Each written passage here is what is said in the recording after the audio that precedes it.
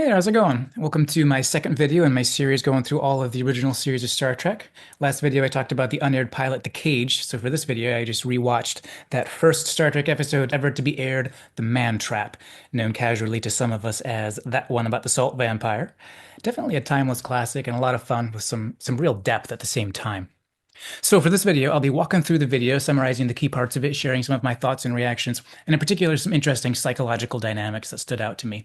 I'll also be trying to draw attention to the key themes and main points of the episode, and then at the end, I'll talk about what I think the main takeaways would be, or what the main kinds of thoughts the writers probably intended us to be walking away with, going through our heads after the episode, that kind of thing.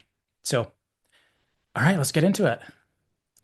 So, Planet M113. The episode starts when Kirk and Bones and a red shirt, well, except his shirt's blue, actually, which is kind of an oddity in the first Star Trek episode ever to be aired. A red shirt is there wearing a blue shirt right out of the gate.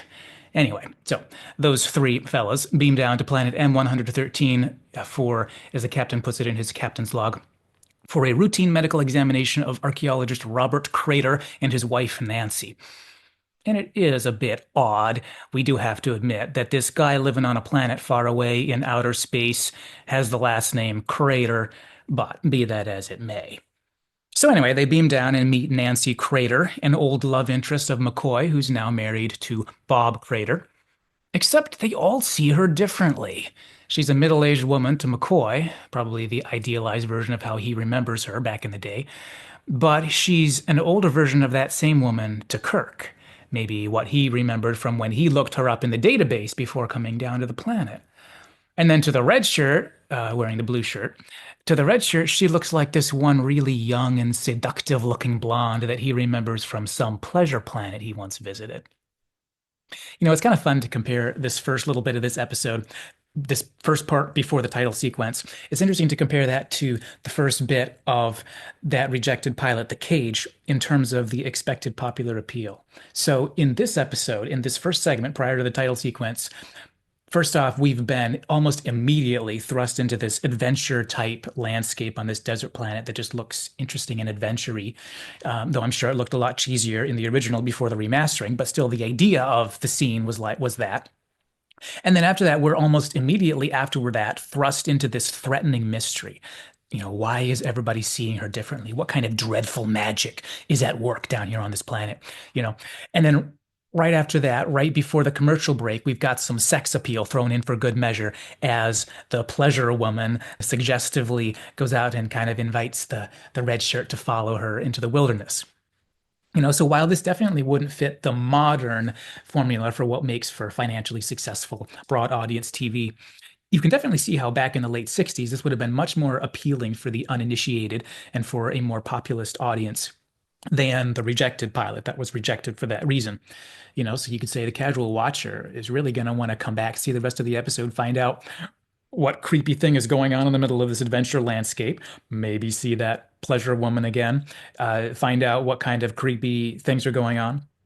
You know, in contrast to the unaired pilot, in which at this point in that show, it was the most interesting thing was this very somber cabin conversation between two fairly tired adults. You know, that was what was supposed to keep the watcher watching, which definitely you could say would be more of a niche thing. And if nothing else, that would definitely cross off the likelihood of any watchers under the age of 16, let's say, you know, who wouldn't be interested in that very mature conversation. So here, the final thing you see before the title sequence is the red shirt wearing a blue shirt, running eagerly after the mysterious and dangerous pleasure woman. And then we come back after the commercial break, and what we find is we jump back to Kirk and Bones trying to get Bob Crater to let them conduct their medical checkup. All he wants is salt, but after some persuading, he does finally allow for the medical checkup, which they do while they continue to chat. And then there's the screaming, and the first person has died. And when they get there, they see Nancy in the poor dead red shirt, in his blue shirt. And McCoy, for the first time, sees her as her proper age, which had been foreshadowed in the conversation in the last scene, because when Bob had heard them talking about this girl with the strange ages, he'd kind of suggested, well, she'll probably look closer to her proper age next time you see her. And then to our surprise, there she is looking her proper age. And poor old Bones just kind of squints in bafflement and looks at her and wonders what's wrong with him, like any person would. Meanwhile, on board the Enterprise, we get a funny little scene, which I guess is the series' first real exposition of who and what Spock is. This is the scene on the bridge with Uhura coming on to Spock and getting this solid old dry Vulcan reaction to her. So you could say that after the cage, where Spock was really just kind of an ordinary character who happened to have pointy ears, but they hadn't decided what Vulcans really were at that point. So you could say now, with this being the first aired episode, you could say this is really our introduction to this new identity for Spock, that he's part of this race that's emotionless and stuff like that, as opposed to just being a generic alien officer. Anyway, the next scene, the murder mystery continues with McCoy and Kirk chatting next to a dead body in sickbay, a dead body respectfully covered, of course, as they're talking about the post-mortem. And there's no sign of the alleged poisoning that supposedly killed this guy, which of course is a little bit alarming. And then we get this very psychologically interesting scene, which I'd like to take a bit of a minute to think about. So, after all of their urgent discussions of the weird situation, this guy died, what killed him, why is there no sign of the poison, etc., then Bones kind of gets reflective for a minute. And he kind of says to Kirk, or he says it to the air, that he could have sworn Nancy looked exactly like he remembered her the first time he saw her on the planet. Which makes sense to us as the audience because we saw that baffled look he gave when he saw her the second time and she was her proper age. We saw that baffled look on his face. And he had that look of being unsure about his own sense of reality. But Kirk doesn't see McCoy's comment now here in sickbay as he makes that kind of reflective comment. Kirk doesn't see that comment the way we as the audience do. All he sees is a doctor who's talking about the wrong topic at a time of urgency and seriousness. So Kirk yells loudly and insistently at Bones, and he says, Your lost love affects your vision, Doctor. Doesn't interest me. I've lost a man. I want to know what killed him. And Bones kind of snaps to attention and gives a humble little, Yes, sir. So I guess we could think of Kirk's anger in at least two different ways. The two that come to my mind are number one, we could think of it as he misinterprets Bones's words as lack of focus rather than there's this actual reality bending mystery. In other words, for this number one, you could say Kirk doesn't take Bones's words literally, but instead sees Bones as someone who's being distracted by nuances of this girl he enjoys reminiscing about, rather than this being a serious officer. Bones is a serious officer making a necessary comment about something that has stricken him with uncertainty about his own being in touch with reality. That's number one way to look at it. Number two, another option is that we could think of this as Kirk as a strong leader type being so focused on one goal as this driven, strong leader type, being so focused on one goal, the goal of solving the dead crew member mystery. He's so drivenly focuses on that one goal that he dismisses all other seemingly irrelevant current happenings. He's so focused on the goal that's his passion that everything else ought to get dismissed, and he actually wants everyone else to do the same thing. So it's what he's doing, and it's what he wants everyone else to do as well. It's definitely true that in moments of emergency, awareness of yourself and of your environment can go out the window as you naturally dismiss important information that feels irrelevant. It's a natural tendency for most of us, which is sometimes inevitable, but often ends up being a bit unfortunate. So it's natural, for example, that listening skills might go out the window when the heat gets turned up, so to speak. And sometimes someone like Kirk might suggest that we ought to force self-awareness out of the picture to be more efficient. But the result in this story is that choosing to demote self-awareness in moments of urgency actually results in blindness that actually affects the pressing issues that we're trying to change.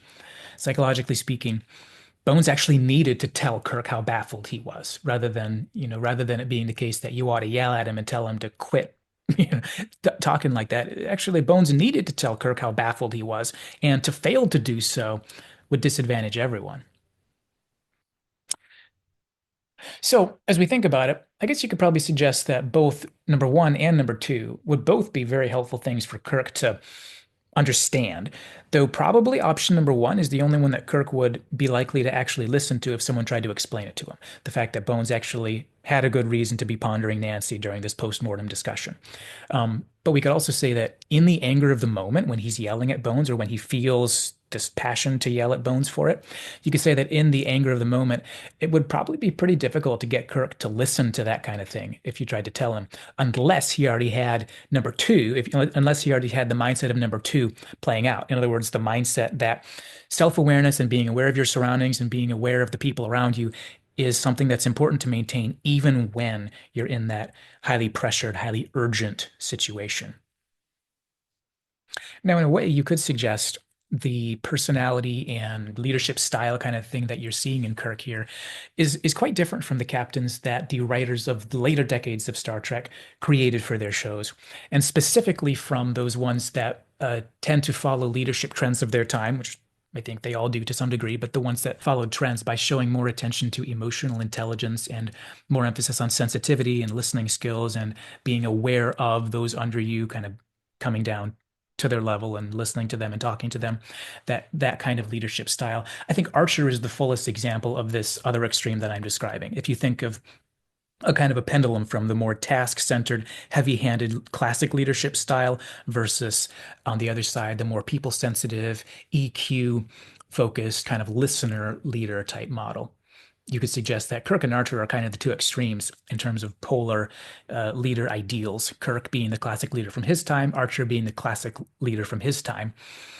Now, where the comparison there would break down is when you notice that in between there, Picard from the Next Generation season one, he's very much more extreme on in terms of being a heavy-handed, kind of distant leader type, more so than Kirk was. So in that sense, my pendulum picture there isn't the perfect image. It's not consistent. But as far as the next generation goes, definitely the next generation doesn't idealize as a whole. It doesn't idealize the cold, heavy-handed leader.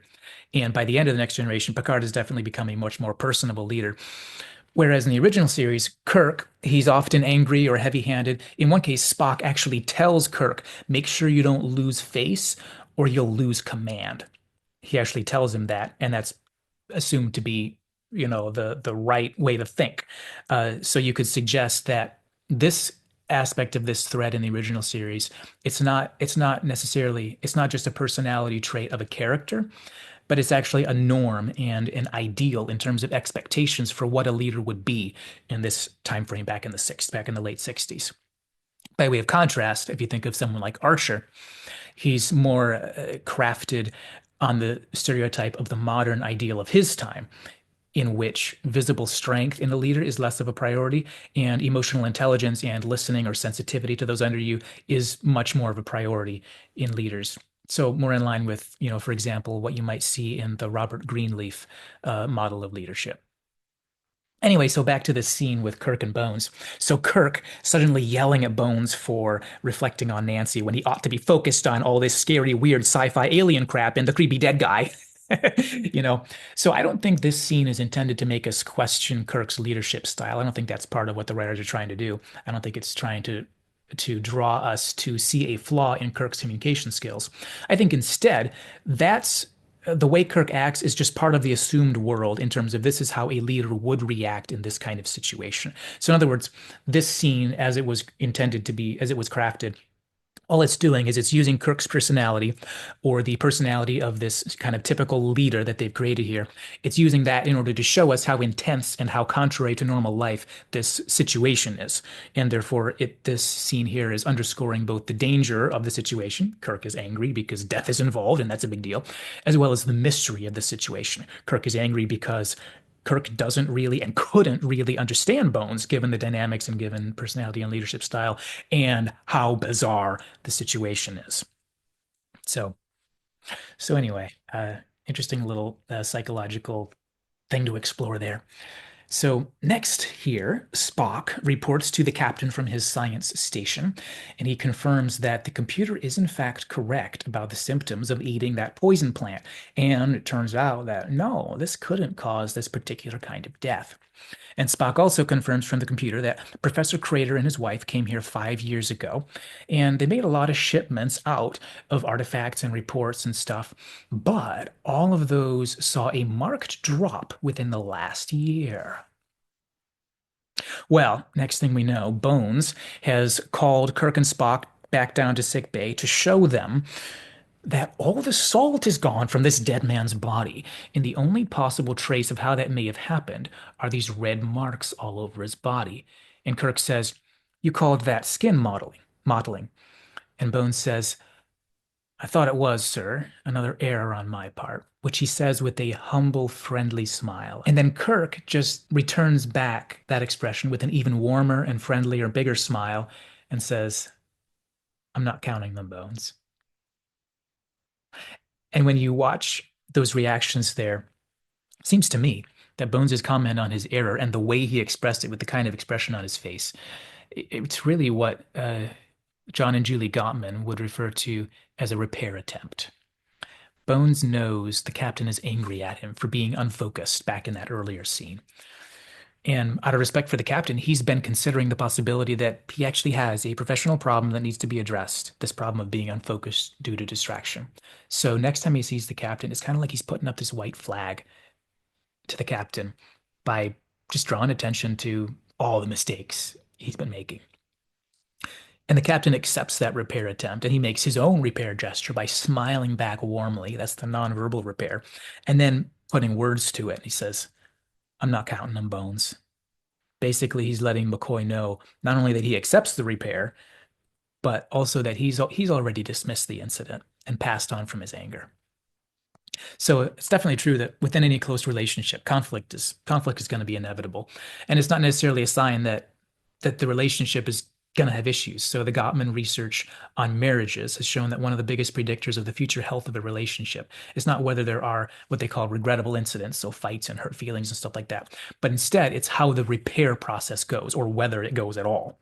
And like most research on marriages and romantic relationships, the concepts that the researchers discover tend to be relevant as well for other kinds of interpersonal contexts, like the ones we're seeing here. So we could say that it's not an unreasonable extrapolation from the marriage research. It's not an unreasonable extrapolation that in most interactions, whether we're talking about workplace, whether we're talking about close friendships, family relationships, etc., we could say it's probably the case that having an incident come up, like Kirk yelling at Bones and Bones feeling, the way he felt, that's going to be far less impactful in terms of the positive or negative impact on the relationship and the professional, interaction than the question of how you handle it and what happens afterwards. So in this case, just because of how bizarre the situation is and because of what we know about Kirk's leadership style and the personalities involved, there's not really any realistic way that Kirk and Bones could have known what was really happening with their miscommunication there. There's really no realistic way that either one of them could decode it and figure it out.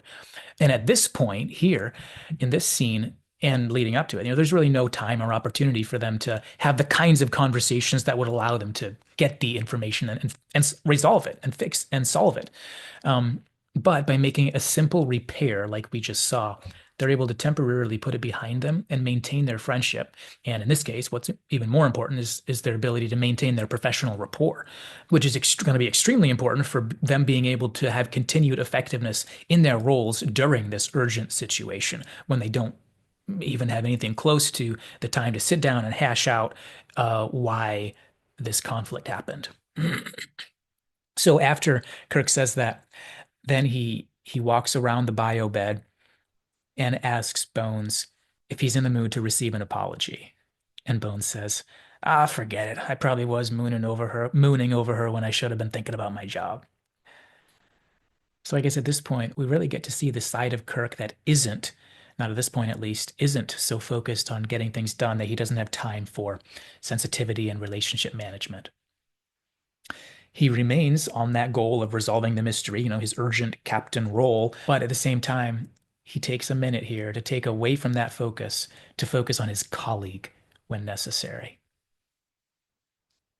And it seems like that moment there, this relationship moment of increased sensitivity as the captain is stepping into that listening mindset, that trying to understand mindset, that relationship aware mindset. It seems like that moment gave him the epiphany, the moment of insight that was needed to move the investigation forward. Because right after he says that, his very next line after that is to draw attention to Professor and Mrs. Crater's consistent request for salt and how that's the same thing that's missing from this crewman.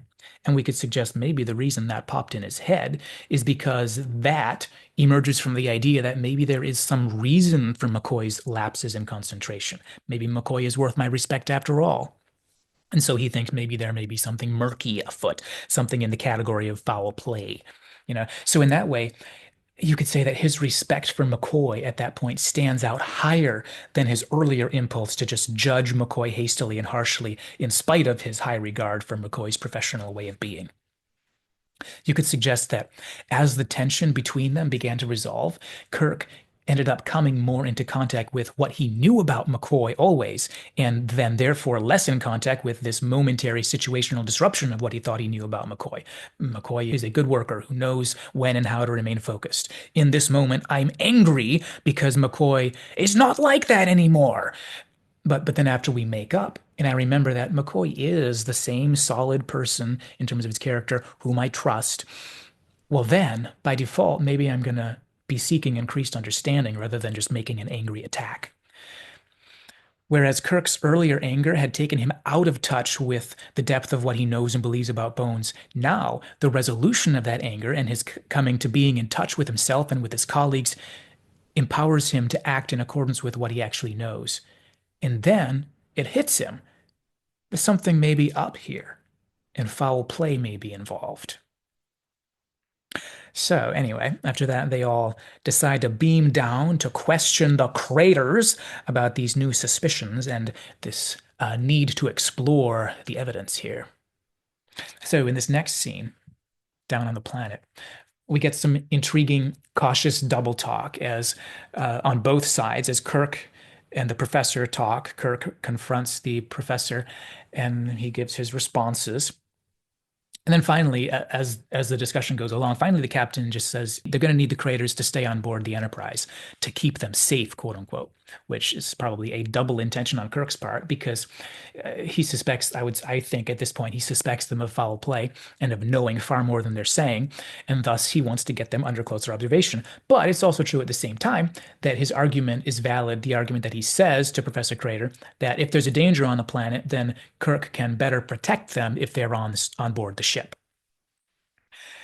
And then Spock radios Kirk and lets him know that the plant on this planet is indeed the one they thought it was, and so it could never have caused the death. And then suddenly Bones notices the professor's run off. And so they go off after Professor Crater. But before they can find Crater, they find a dead man because both red shirts are dead, or pardon me, a yellow and a blue shirt.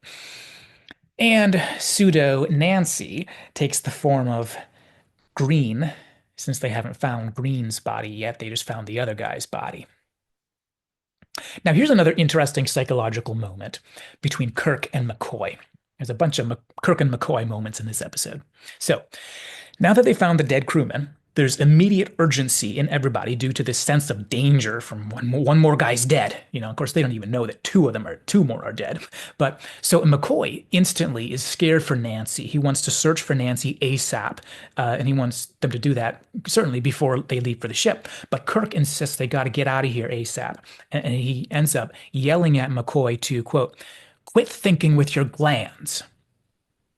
And they beam up, along with Pseudo-Greene, who's beamed up with them. Now, let me just rewind and tell you that again with some more detail. So here's how that whole scene goes. So Kirk had said, after they found the dead guy, he said, all right, well, it'd be good for us to all convene back at the ship. And Bones says, you can't leave her, very emphatically, while he grabs Jim's arm. And then Kirk just shoots back, we can't search this whole planet. You could learn something from Mr. Spock, Doctor. Stop thinking with your glands. We have equipment on board the Enterprise that could pinpoint a match lit anywhere on this planet or the heat of a body. And he just kind of shoots that all out angrily at McCoy. And the key point that stands out, at least to me, was, Doctor, stop thinking with your glands. Stupid doctor, emotional doctor, So effectively, what happened there is that Kirk shut down McCoy by invalidating McCoy's opinion as an opinion that's just emotions. In a way, it's kind of a similar character criticism to the anger that he had for McCoy back in sickbay. But in reality, if we think about that as a rational criticism, the fact is that both Kirk and McCoy are both acting on emotions. The primary difference here is that Kirk already suspects both Craters of foul play, and so he doesn't think that following Nancy is going to be a good idea. McCoy's emotions, on the other hand, focus on the immediacy of needing to find Nancy before any more seconds elapse because he cares about Nancy and he trusts her. Whereas Kirk's emergency mode captain instinct is to make the strategic choice that involves the quickest escape of getting off the planet. And he can defend his decision by pointing out that this option has the most net probability of effectiveness because of what he says about the ship's stuff, you know. But I think the implication also, the implication of the setup and the story writing here is that the emotional mind gets in the way, and the absence of the emotional mind leads to improved effectiveness and more likelihood to survive. Another implication is that you could suggest is that being in touch with your emotions is synonymous with being out of control or being controlled by your emotions. Hence, McCoy, who represents emotions in the great triad of Kirk and Spock and McCoy is generally out of control in one way or the other. It seems to me that in life, a pretty common way of invalidating someone is to accuse them of being controlled by emotions. Kirk could have held to his prerogative as captain without having to invalidate McCoy's instincts the way he did. These instincts, which were pushing McCoy to do anything it takes to protect this person he cares about. Pretty good instincts. But the thing is, it's easier to resort to something heavy-handed like calling somebody emotional. It's easier to do that than to admit this hard to admit thing inside you that you've got suspicion for somebody, suspicion of foul play. That would have been very difficult to tell Bones and to get Bones to understand, which for Kirk at this point is only a hunch or a suspicion. Once again, something in the domain of the emotional or the hazy rather than the concrete and logical. Kirk also has an emotion-based instinct to get out of there as fast as possible, to escape the possible danger, which is also an emotion. But it's a whole lot easier to invalidate Bones as thinking with his glands rather than to try and explain all of these intuitions that Kirk has, which Kirk himself may not completely understand. And then afterwards, the other thing would be you had to try to respond back to McCoy's counter arguments that would have probably come next, such as, well, hey, why don't we keep searching on foot while somebody on the ship scans for her? Kill two birds with one stone. But it's a lot quicker and easier than trying to deal with counter arguments. It's a lot quicker and easier to just invalidate McCoy and knock him down as fast as possible. And so, while Pseudo-Greene stands there smirking, and while Kirk pops open his communicator, Bones just hangs his head in shame, which I think is a really sad moment. Recent studies in neuroscience have revealed that no one can really function with completely no contact with their emotions. In one instance, for example, in real life, there was an individual who lost certain emotion-centered parts of his brain in a tragic accident. And it was discovered later that he could no longer prioritize the items on his to-do list. So he couldn't get anything done. And they were trying to figure out why he couldn't get anything done. And when he went in to see a therapist, they gradually came to realize it's because he could make a to-do list, but he couldn't prioritize the items in the list. Even though everything else in his brain, other than the emotion-related parts, everything else in his brain was working perfectly. He was still bright and smart. And so it could be taken to suggest that this ideal that was very popular back in the late 60s, this ideal of being emotionless and therefore functioning better for that reason, that actually might be just completely off the mark, because even a simple task like ordering your to-do list requires a kind of intuitional thinking that taps into a similar neurological process to that of emotions. So in a situation like this scene with Kirk and McCoy, I think a lot of us, maybe most of us as modern people, would look at it and kind of see it as a little careless and heavy-handed to be shaming McCoy as though McCoy is just too emotionally controlled, when the fact is that Kirk is also running entirely on instinct and intuition, and he's following the courses of action that feel most appropriate to him at the time. Kirk, as a professional executive, is used to having to make strategic decisions quickly and effectively, so his well-honed instincts are going to be more effective. But being smarter than Bones is not the same as saying that Bones ought to be ashamed for having too much emotions or for thinking with his glands. It is true that Bones is more vulnerable because he trusts Nancy, yes.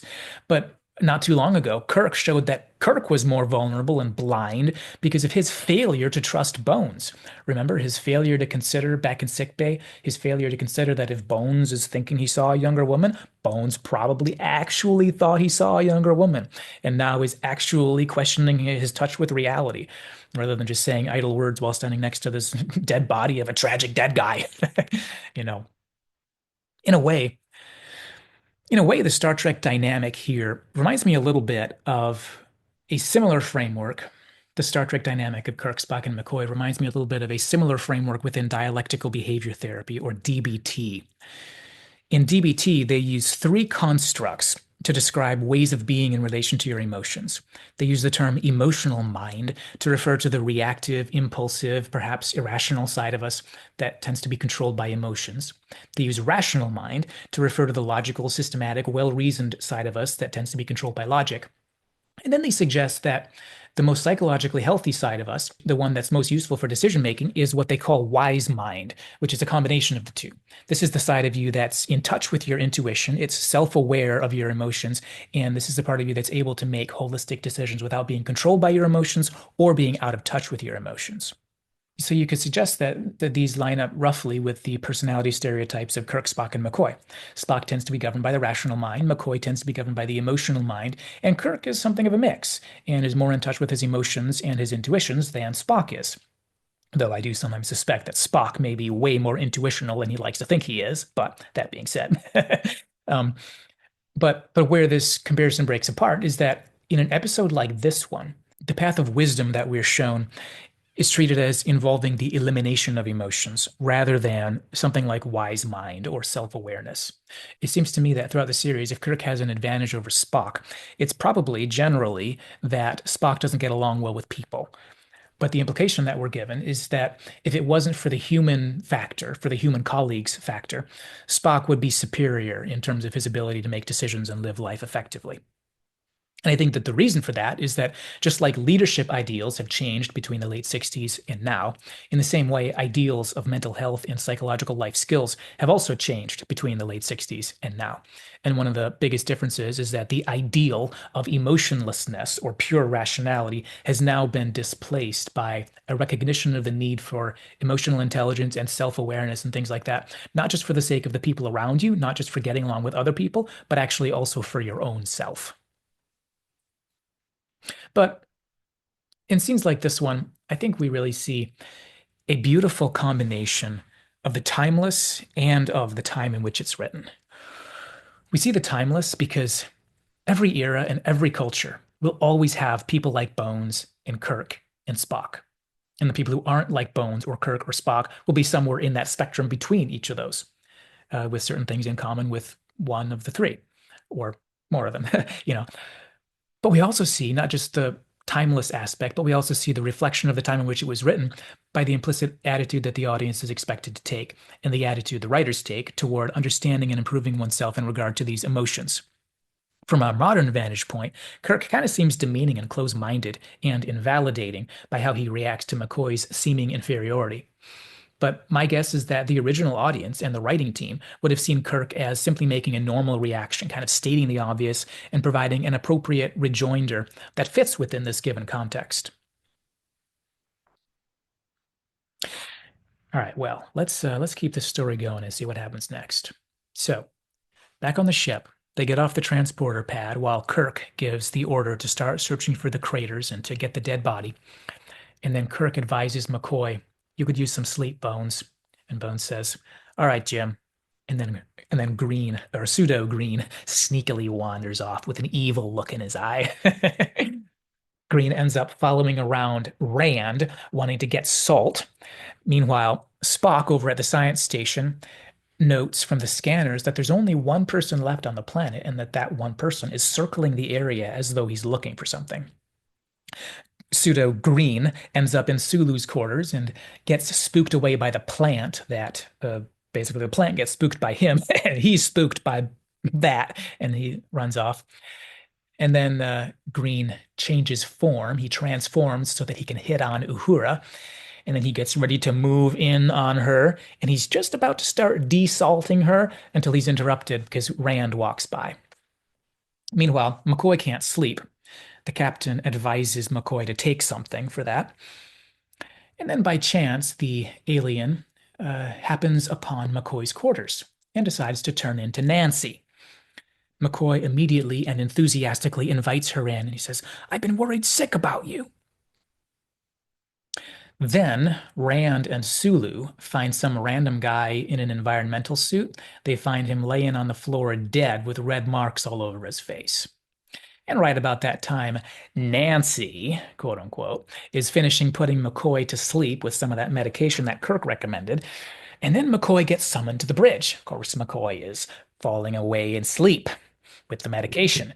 So good old Nancy turns into McCoy and off she goes. Back on the planet, Kirk and Spock have arrived down there to try to talk to Professor Crater, but Crater's got no interest in talking with them. Sulu radios to tell the captain about the poor dead guy in the environmental suit. And right about that same time, Spock happens upon the dead body of the real crewman Green. So the captain calls up to the ship and warns them there could be an intruder masquerading as crewman Green. Professor Crater starts shooting at Kirk, or rather shooting at the scenery around Kirk, and shouting, demanding that they leave. And Spock says, apparently taking him alive is going to be difficult. Which also, this is an interesting comment. The reason I took down that quotation from Spock is because I think it suggests that in regard to that McCoy-Kirk dialogue where Kirk invalidated McCoy, beaming people up or down at a moment's notice seems like that's not part of the world dynamics in Star Trek at this point, suggesting that once again, Kirk really didn't have a good reason to just completely invalidate McCoy the way he did. McCoy wasn't being stupid. He was making a different conclusion. And Kirk shut it down as you're just being too emotional. So anyway, so Kirk and Spock start strategizing a way to move in and try to take Professor Crater. And Kirk observes, I like this little quip. He says, he's not trying to kill us, he's trying to frighten us. And he's doing a pretty good job. And I like that little quip. And he's doing a pretty good job. Basically, Kirk is saying, I'm kind of scared right now. This guy's shooting at me. So back on the bridge, Sulu and Uhura and Rand are putting their experiences together, chatting together as they talk about the alien. And McCoy is listening, and then he joins in on the conversation and contributes to this discussion about the alien. And then we get this other very important expositional scene for our story here. So, back on the planet, Kirk and Spock sneak up on Crater. They distract him. They stun him with their with I think it was Kirk shoots him with the phaser.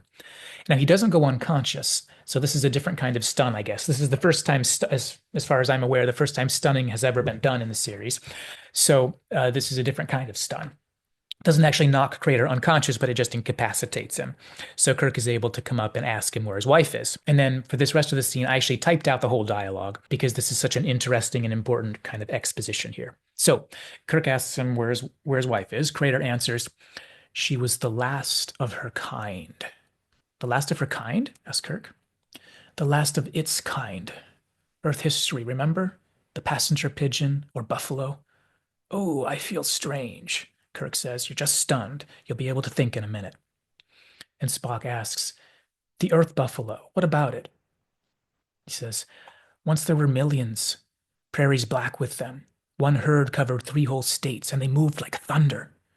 And Spock says, and now they're gone. Is that what you mean? And he nods.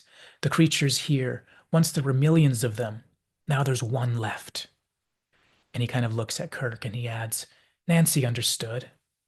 And Spock says, always in the past tense. And then Kirk is angry and he's talking fast and he says, where is your wife? Where is she now? And he says, dead, buried up on the hill. It killed her. And Kirk, he's still mad and loud and demanding. And he says, when? And he says, oh, a year, or was it 2?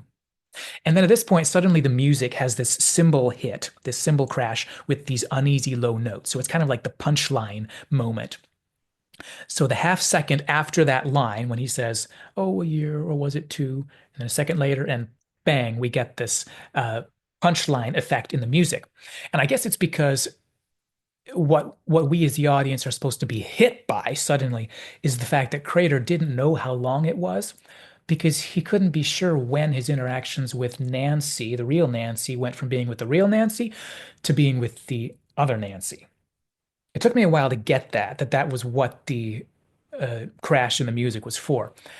At first, I thought that the cymbal crash in the music was just reflecting the awfulness of kind of the indifference that Crater is showing, the indifference he seems to be showing about Nancy's death, like, oh, about a year ago, the fact that he's been with the alien for such a long time.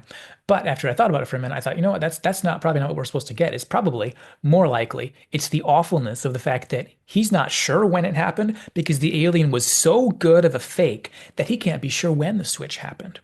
And that's a scary thought because the things up on the planet, things up on the ship. So anyway, so right after that, then Kirk pulls his communicator up and he calls Sulu on the ship and he reports it's definite now. The alien can assume any shape. So anyway, then the professor says the creature was trying to survive. It has that right, doesn't it? They needed salt to stay alive. There was no more salt. It's the last one, the buffalo. There is no difference. And Kirk says, there is one, Professor. Your creature is killing my people. And the professor gives this very slight one directional nod, like a head going, maybe indicating that he understands or at least acknowledges the impact of what Kirk was saying. Well, that's the end of that scene. Now, remember our discussion about the difference between general appeal and niche appeal and how this has kind of got that adventure, exciting, dangerous appeal? Well, how do you like this for general appeal? Captain's log, continuing. The Enterprise has been invaded by a creature capable of assuming any form and with the capacity to paralyze and draw the life from any one of us. And then you can picture, the 1967 living rooms with the TV, and you can picture everybody, young and old, the whole family's crowded around the TV as they hear Kirk say, the Enterprise has been invaded by a creature with the capacity to paralyze and draw the life from any one of us. If you wanted general appeal and excitement. So the next scene here, as this dangerous story moves on, the next scene here is this very interesting conference room scene. As everybody touches base on the situation, Professor Crater is there as well. The fake McCoy is there as well. So this is quite an intense, as well as a psychologically interesting scene here. So fake McCoy suggests offering the alien some salt without tricks. The professor, of course, supports this. Interesting little dynamic there as they sit. I forget if they're sitting side by side, but the way it's filmed, at least the way I remember it, you kind of feel like they're sitting next to each other, or at least they're close. So the professor supports that idea for obvious reasons, as he's very near to the alien and he knows it. As the conversation goes on, Kirk asks for Crater's help to identify the alien, and Crater is really hesitant about that. Of course, McCoy is sitting right there with the sneaky look in his eyes, you know. And in response, instead of giving a straight answer, Crater explains that he likes the creature. He likes the creature not because it fools him, but because he has come to appreciate it for what it is, an intelligent being that, quote, becomes Nancy and it's the last of its kind, and it has its own need for love. And Kirk gives one of his first little Kirk speeches, the famous Kirk speeches. We could say this is the first Kirk speech in all of Star Trek. This is the words. I typed it out. He says, you bleed too much, Crater. You're too pure and noble. Are you saving the last of its kind, or is it Crater's private heaven here on this planet? This thing becomes a wife, lover, best friend, wise man, fool, idol, slave. It isn't a bad life to have everyone in the universe at your beck and call, and you win all the arguments. And Crater says, you don't understand.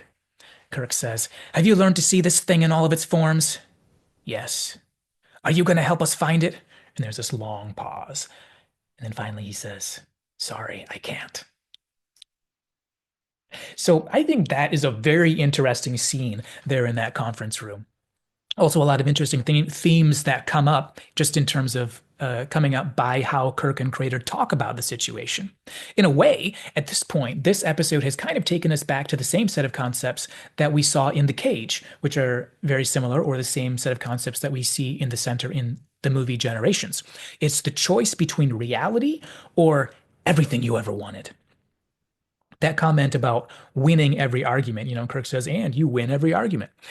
It also reminds me of discussions about the nature of overreaching technology in real life, such as the use of pornography or AI chatbots to fill roles that humans traditionally fill, which is really fitting because this theme about reality versus everything you ever wanted, it was the same in The Cage. And if you remember, in The Cage, they referred to the Telosians' illusion powers as a narcotic that drained their humanness, which sounds a lot like addictive technology use in real life.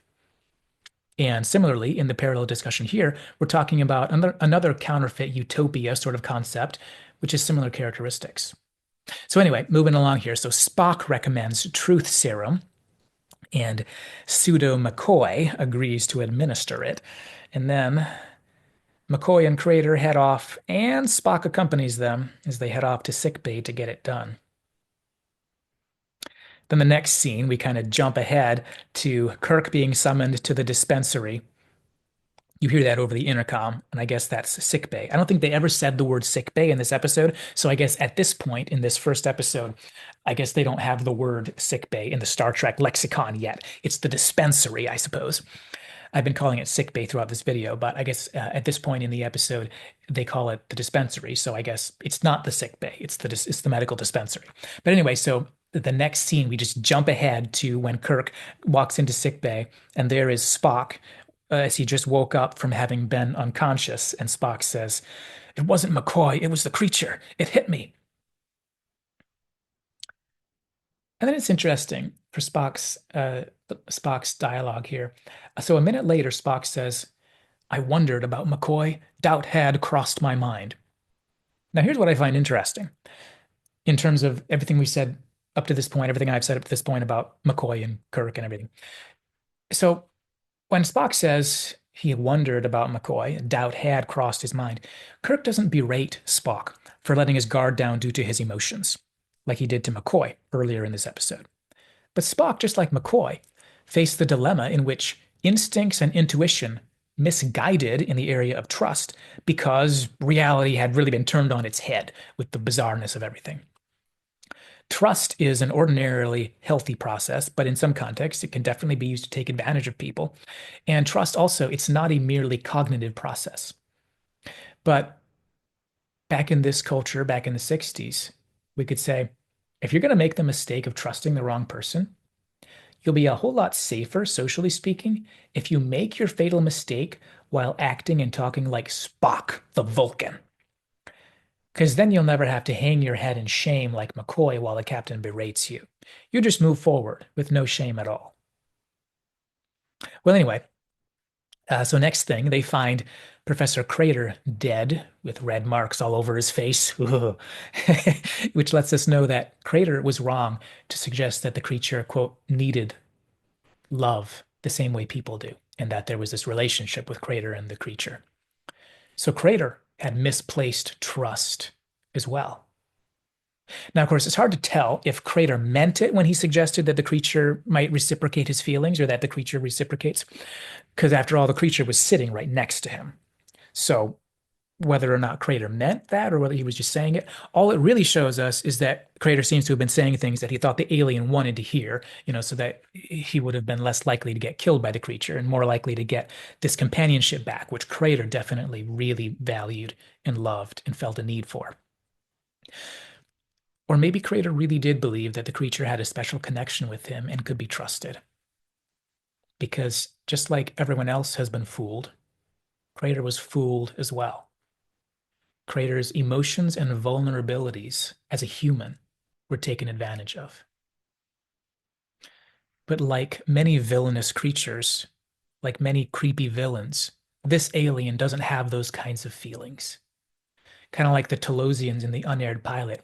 Part of what makes us get that chilling feeling about certain villains is that they seem emotionless and unfeeling in certain ways that really make them unpredictable and all the more deadly, which really is a classic and an almost universal element of villainy throughout a whole lot of fiction and in some parts of real life. And for that, I'm specifically talking about sociopathy. And then we get this fun little observation from Spock. I like this part, that the reason he explains to Kirk, the reason the alien didn't desalt Spock is because, fortunately, my ancestors spawned in another ocean than yours did. My blood salts are quite different.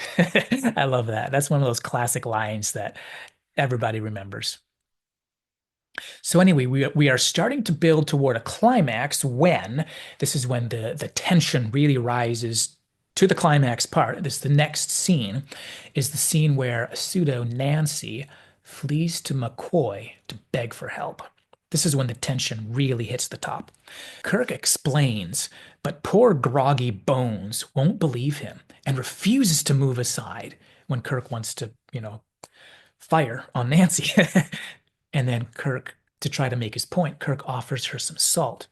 And then Bones is really upset with that. And so Bones gets in a tussle with Kirk about that. And when he does, Nancy grabs the salt and downs it. And then just a couple moments later, she paralyzes Kirk with her powers and she slowly prepares to desalt him while Bones is just on the other side of the room, just kind of staring in confusion and dismay. And Spock comes through the door and tells McCoy to kill it. Bones says no. And Spock tries to wrestle the phaser away, but he can't get it fast enough. So instead, he pulls them apart while telling McCoy to shoot, shoot. And he pulls them apart and then he tells McCoy to shoot. And then he repeatedly hits slash slaps. I forget exactly what it looked like, but he's, going at Nancy's face to prove it's not Nancy. And then Nancy just knocks him across the room, and Spock says, "Is that Nancy, Doctor?" Or he doesn't yell it. Maybe he does. I forget. But anyway, so then there's this really long pause, and McCoy says, "No," because he realizes that's not Nancy. I'd say McCoy looks like he's feeling so extremely disoriented. We could probably say it's probably not just the emotional weirdness of the situation that he trusts Nancy and everything and all that led up to this. It's probably not just that, but it's probably also in very large part the fact that he's just waking up from this very long medication-induced sleep. And if you ever woke up from sleeping way too long and your mind is just kind of hazy and muddled, and then you add that to and when you've got the wrong kind of medication or some really strong medication, that's probably part of why he's all, like messed up like this. But but then finally, the creature turns back into its native form and goes up and actually begins to desalt Kirk, and Kirk screams. And McCoy finally does fire, but only after the captain has already started screaming and been screaming for a minute. And then the creature kind of sadly looks at McCoy and, in the form of Nancy, starts saying, "Please," until McCoy says, "Lord, forgive me," and kills the creature while it looks like Nancy. He shoots Nancy. And then the final words we get in this scene is Kirk saying to Bones as he's recovering, and Kirk is like, and Kirk says, "I'm sorry, Bones." And I just thought that is such a beautiful line. Of course, it's part of it is the way it's said and the dynamics of the episode with the tension, and everything. But Kirk saying to Bones at the end, "I'm sorry, Bones." Because once again, even though Bones is inferior for being so emotional, Kirk values his relationships over the mechanical aspects of his job as a captain. And saying sorry to Bones, I mean, this time it's more sorry for the loss and for the heartrending nature of the experience rather than for any faux pas on Kirk's part. But saying sorry to Bones is a priority to Kirk because Kirk prioritizes his friendships and he actually recognizes other people's emotions and values them. Acknowledging Bones's feelings is a higher priority than any, let's say, any desire to just recover, to just kind of be able to sit there and recover, for example, or maybe his desire maybe to go and check and make sure the creature is dead. No, none of that stuff is more important than the one thing he does, which is to acknowledge Bones's feelings, because McCoy's feelings matter. So anyway, back on the bridge for the final scene, because in Star Trek, we always got to have a final scene on the bridge, in the original series at least. But so on that final scene on the bridge, they start getting ready to leave orbit. And Kirk is really quiet and reflective, so Spock asks him if something's wrong. And Kirk says, "I was thinking about the buffalo, Mr. Spock."